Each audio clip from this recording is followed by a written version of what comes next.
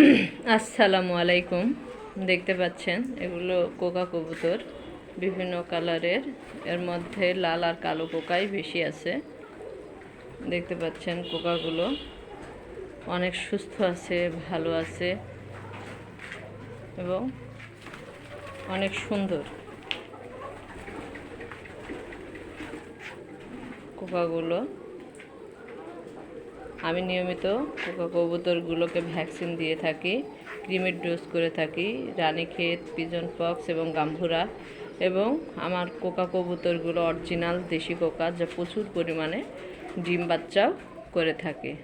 আর আপনাদের যদি কারো পছন্দ হয়, নিতে চান, তাহলে অবশ্যই স্ক্রিনে দেওয়া নাম্বারে যোগাযোগ করবেন। এখানে 2 কালারের কোকা রয়েছে, লাল এবং কালো, দেখতে পাচ্ছেন। এবং তার পাশাপাশি টাইগার বা সিরাজও রয়েছে। তো যেহেতু আমি ঘরে কলোনিভাবে পালন করি, এখন বারান্দাতে এদেরকে খেতে দিলাম, তাই সবগুলো বাহিরে এসছে।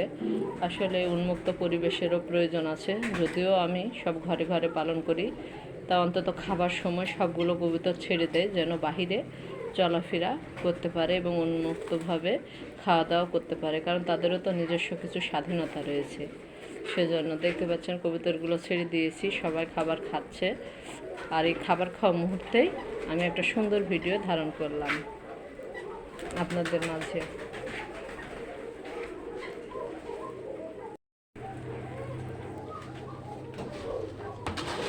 খাবার দিব।